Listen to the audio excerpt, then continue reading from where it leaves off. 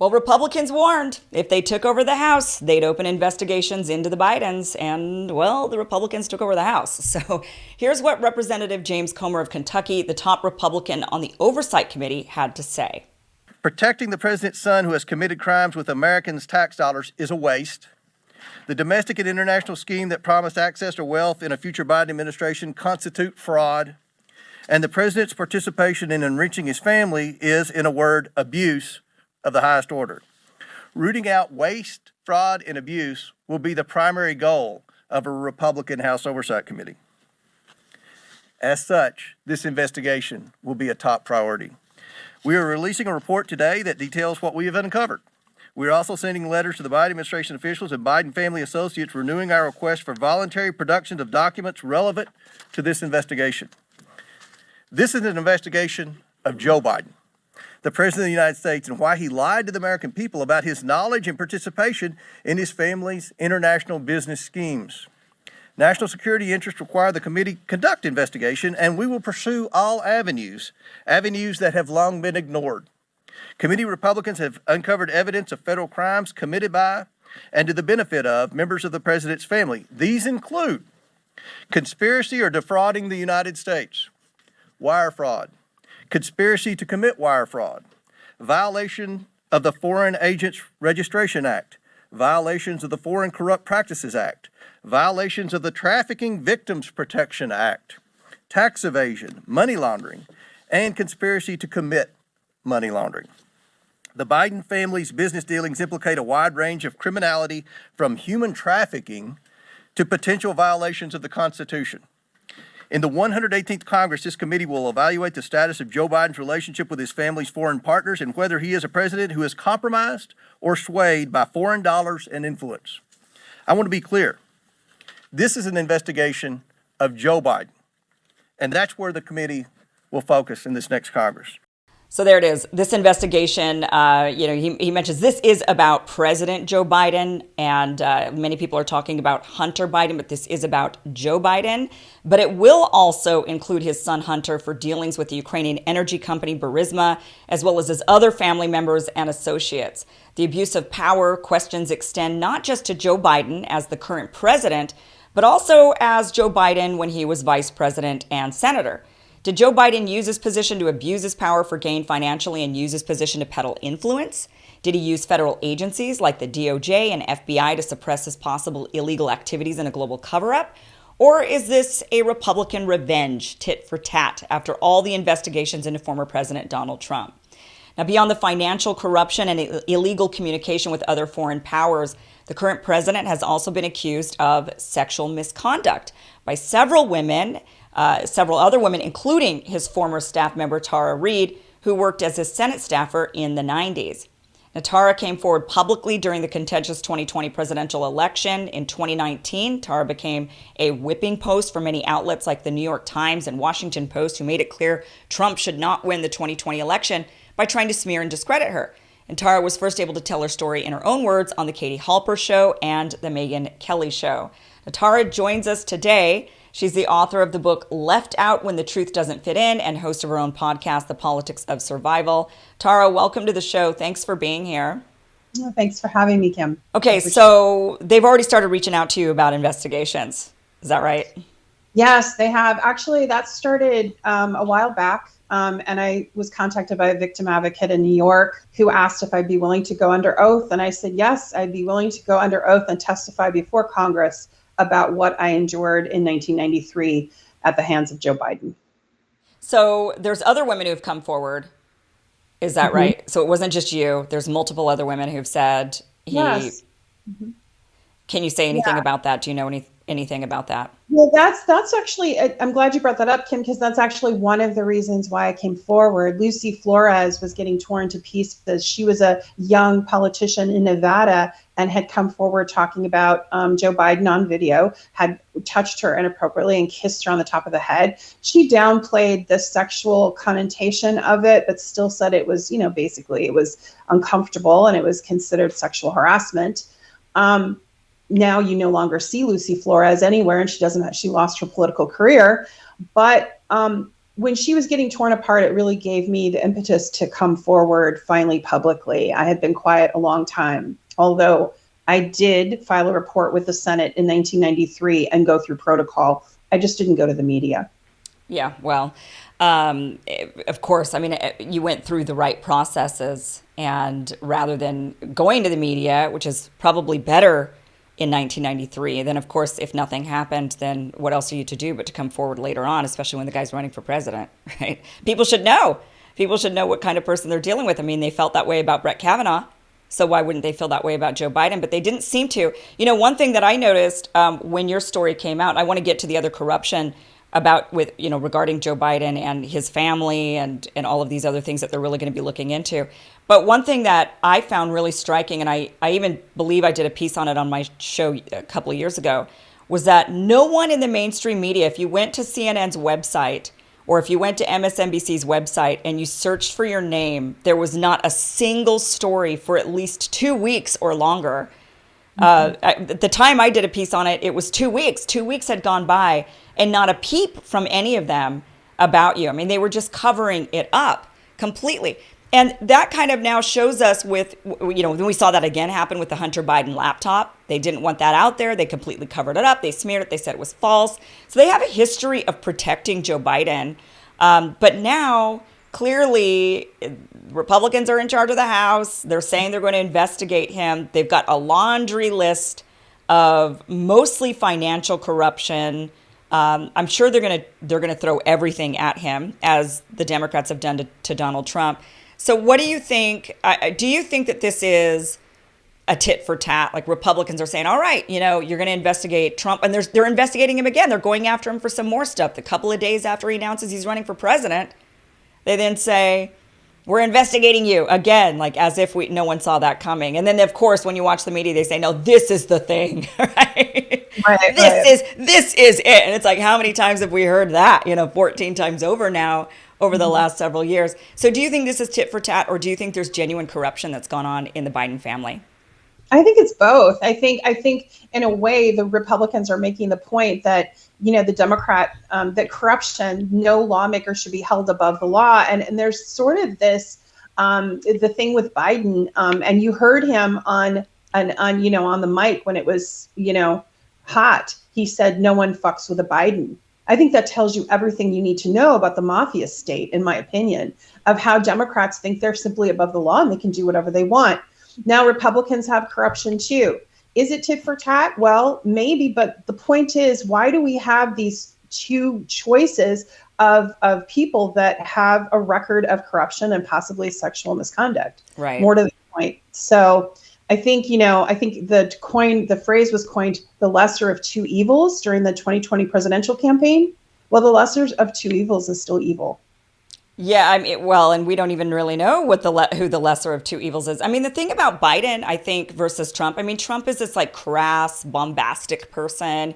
He goes and tweets crazy stuff. He hasn't been on Twitter, and it's probably smarter for him to stay off of it, quite honestly. I know Elon kind of is baiting him to come back, and his account has been restored, but it's probably best if he just keeps his mouth closed, because he is so crass and he's so bombastic. But Joe Biden, on the other hand, comes across as the nice guy. Right, he comes across as like friendly Joe. You're just gonna have a barbecue with him. He's nice. He's innocent, but he's got a long history of lying, even just about smaller things, in order to make himself better on the campaign trail. He lied about his wife and his daughter's death and how that happened. He said that it was a drunk driver that killed them, and it was not a drunk driver that killed them. She had actually turned onto the street. It was actually her fault, unfortunately, but the other driver was not drunk. But he said that several times on the campaign trail. Even just little things that harm his credibility. Right. But he comes across as so nice, so people just think, oh, Joe, good old Joe. He's not. And my impression of him was going to be that. Like when I went to go work for him, I was so proud, and I thought I believed the image, and I believed in the Democratic Party in general. And quickly I learned, that's not the case. And so what you're referring to, Kim, is the wolf in sheep's clothing kind of syndrome. And he definitely, like when I went through what I went through, and he sexually assaulted me, and it did meet the definition of rape. He seemed to have no remorse right afterwards. And one of the more poignant things that he said to me, difficult things, was, you're nothing. You're nothing to me. And he was angry. And when he gets angry, he smiles, and it's very disconcerting. And I experienced this several times as a staffer, that he would do that big smile. But I think people have seen enough video recently on the campaign trail where he would lose it with voters, very much in the same way. Yeah. So he's very, there's the image, and he paid for that image. According to FEC, $2.2 million is what he spent trying to silence my story using Anita Dunn, her PR firm, who, by the way, is the founder of Time's Up, that was supposed to protect women from powerful men doing that. So there's the irony. But yeah, he definitely projects and wants people to think he's empathetic. But if you look at his actions and even his record of legislation, the total opposite is true. Yeah, I mean, he's exactly. I mean, everything he says at this point. I mean, I even think many on the progressive left who thought, oh, Joe Biden's going to do all these great things for us, cancel student debt, deal with climate change. I mean, it was all lip service, right? He even said, oh, yeah, he's the anti-war president, really, because he's the one getting us out of Afghanistan, only to get us into nearly World War III with Russia. So, there is this caricature of him where he's just like this nice, easygoing guy telling jokes. How could he possibly be doing anything wrong? And in reality, his actions never line up with his actual persona that he puts out there. Versus Trump, who is this, really outrageous character, says a lot of outrageous things, and people and really turn people off just by his words and actions. Whereas Joe Biden, always just has that smile. And it is, people have to remember that. Even, I'm not saying that Joe Biden's a serial killer by any means. I'm not, but somebody to that, serial killers, which is the worst thing you could ever be, right? That's the worst possible thing you could be. Even they were known to be nice guys that everybody adored. So anybody at any level of corruption or greed or evil could be nice and could come across as nice. Exactly, particularly sociopaths, because charm is how they draw people in. But you brought up a good point about Republicans. I mean, with the Republicans, it's what you see is what you get. Yeah. They even accept the flaws of their own candidates. And the hard thing about Democrats is they'll use identity politics, or they'll use an imagery to portray something that they're not. Look, they don't care about Roe versus Wade. It's been uncodified for decades, but they use it as a fundraising tool. That's my opinion. And the same thing with other identity things that they have latched onto, like the MeToo movement. That was, when I came forward, Kim, I thought I had the MeToo movement around me. I mean, it was bad enough that when I came forward in 1993, I lost my career. So it wasn't just, being sexually assaulted. It was, my career was over in that moment because I said no. And then I went through, Senate protocol. You come forward to 2019, I'm thinking the MeToo movement would be there for me. And they weren't, and they still aren't. And it really revealed the hypocrisy of the Democratic Party and how they use movements to infiltrate and fundraise, but there's nothing behind it. Your cat in the background is also very upset about that. Very much in agreement with everything. Political feelings. Yes. So we're going to be following this story. I mean, look, GOP just took over the House, not even officially yet, really, right? January is really when they get their hands on the place. And so once they get in there, I would imagine Joe Biden's going to be hit with a slew of investigations. Hunter Biden is going to be also investigated. Look, I think everybody should be investigated. If there's any corruption at all, then they should all be investigated. Everything should be investigated for sure if there's any inkling that there might be. And I think really with that Hunter laptop, there certainly was, there is a path where Joe Biden was involved. I mean, a lot of people are out there saying, well, Hunter is not a politician. He's not working for the government. He's just a private citizen. He could do whatever he wants. But that's not the point. What Hunter was clearly peddling was influence. And the question is, did his dad allow him to sell that influence, and did he put his own influence up for sale through his son? That is the big question that everybody should be asking, rather than just sweeping it aside like they have other accusations against Joe Biden. They just sweep it aside like it's nothing. So, they have a history of covering for him. But, we're going to be definitely following all these investigations. If it is tit for tat, I think, well, it kind of serves you right. I mean, they went after Trump over and over and over again, made things up with like the Steele dossier, and raided the president's home. And then, said, oh, no, this is the smoking gun. We finally got it. We got these classified documents. Well, okay, what happened with that?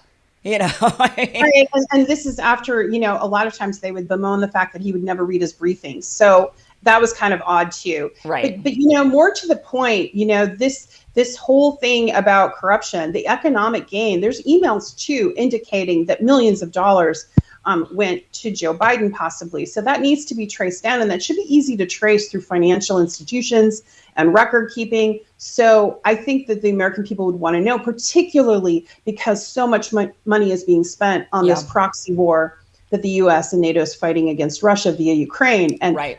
Instead of helping American citizens, this is going there. For me personally, I was not very hopeful I would ever see justice of any kind, because they've never even investigated Joe Biden for what happened to me. But now I have an inkling of hope that through this mechanism, much like Cuomo had a criminal investigation, when victims that have a hard time coming forward have the protection, like, a congressional investigation, that might allow people that have been silent to come forward and speak up about Joe Biden regarding the sexual misconduct, but also financial misdealings. It might open that door to really finding out the truth. Yeah. Well, we're going to follow, see what goes on. I mean, I'm sure this is, they're just now saying we're going to do it. I have no doubt they are going to do it once they get in there. So, and we might even see you going and testifying, and if they want to open up those investigations as well. So, Tara, thanks for joining the show. Thanks for being on and talking about it. I'm sure we'll talk about it some more in the future. All right. Well, you can find Tara's work on tarareadepodcast.com, also the Indie News Network. And you can also find her work here on the show, The Kim Iverson Show. She's a producer now for the show. So if you want to be on the show, Tara's the person that you'd reach out to for guest booking. And she's been an absolute valuable resource to the show and a joy to work with. So we will be seeing Tara many times on the show talking about this, as, and you happen to also be in the know with a lot of this stuff. So we'll definitely be getting a lot of the scoops when it comes to the Joe Biden investigations. Absolutely. All right. Thank you so much for joining us. Thank you.